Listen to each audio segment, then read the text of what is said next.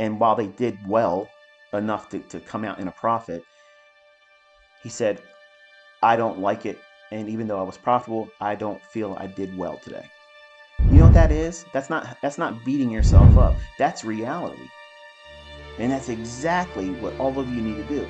You can't just say, well, I pushed a button. I want to hope in a prayer.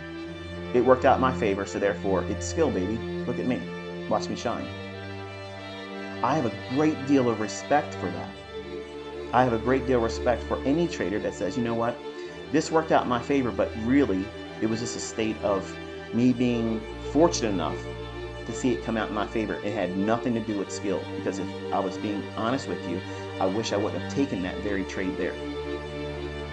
Are you equipped to critique yourself that way, where it's not, you're not beating yourself up, you're not undermining the mindset that you're going to need to tap into. You're not trying to belittle yourself, you're not trying to shame yourself, but you're holding yourself to accountability. And that's a very, very hard line to walk as a human being, let alone placing it on the measurement of making money or losing and equating that to failure or successfulness. And you can't do that in trading, because you can be successful and still just taking very small losses, or getting into a trade and saying, oh well, I thought I saw something here, but it really isn't there, and if I hold on to it, really what I'm doing is I'm gambling, because I don't feel confident about that setup. And I'm not going to wrestle and arm wrestle myself and say, well, if I get out, I know it's going to run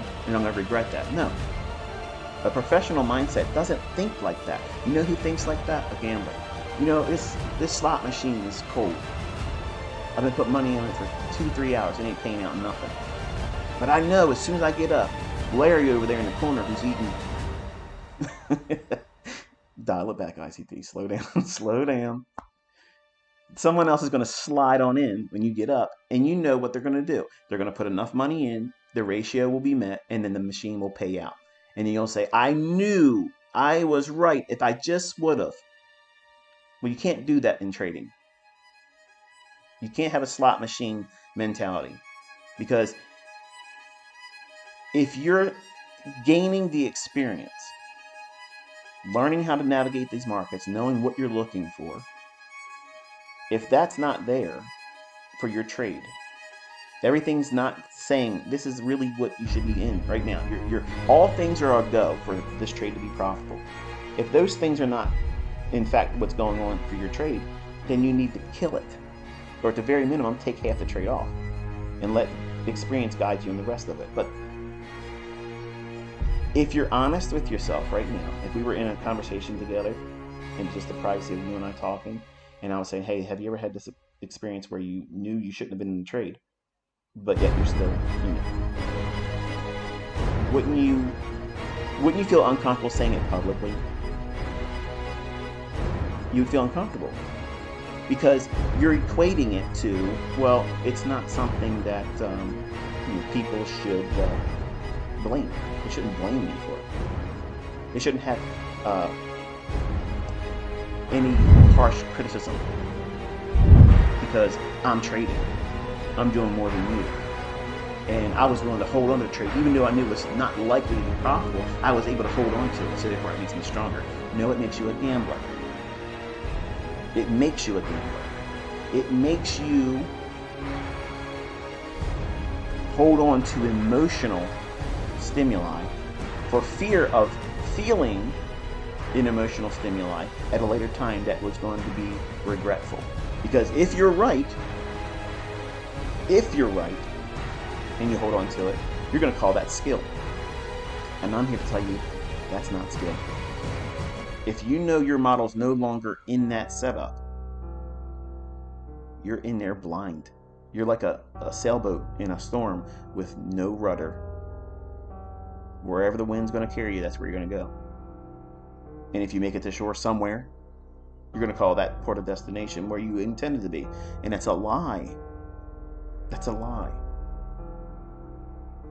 So having realistic results, being comfortable with it, being content with it, aiming for a very low-hanging fruit objective. 2%, and if you're beginning, and if you're not really consistent, aim for 2% a week. I promise you, you can make a lot of money if that's all you ever do and you intend to trade the rest of your life. 2% per week does wonders. Does wonders. But see, you think it needs to be hundreds of thousands of dollars. You see these people getting these payouts in these funded account companies.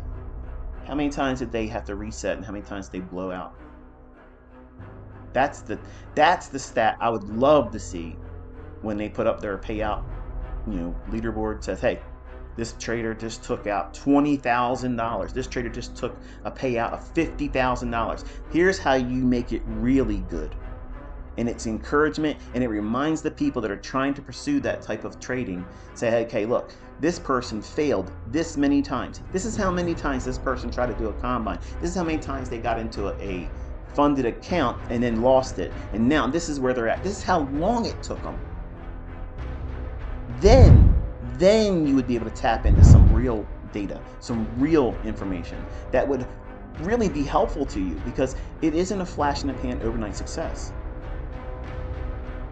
I know it wasn't for me, and I'm not saying that it can't happen for someone. Lightning strikes, it happens sometimes. But as a realistic expectation that everybody should expect it for themselves, that's not practical. And this isn't a popular talking point, but it's the very thing that you need to be reminded of. I'm just going to drop the name here because I think, if you listen to the person talking in the video that I'm mentioning here in a second, put aside all the things about the person and the personality and the things that they've said in the past and how they carry on and whatnot, because it's all, to my opinion, it's performance for entertainment purposes and to draw a crowd, which, I'm good at that. But when you listen to this person articulate the hardships that they're going through, that's the very reason why I watch this person.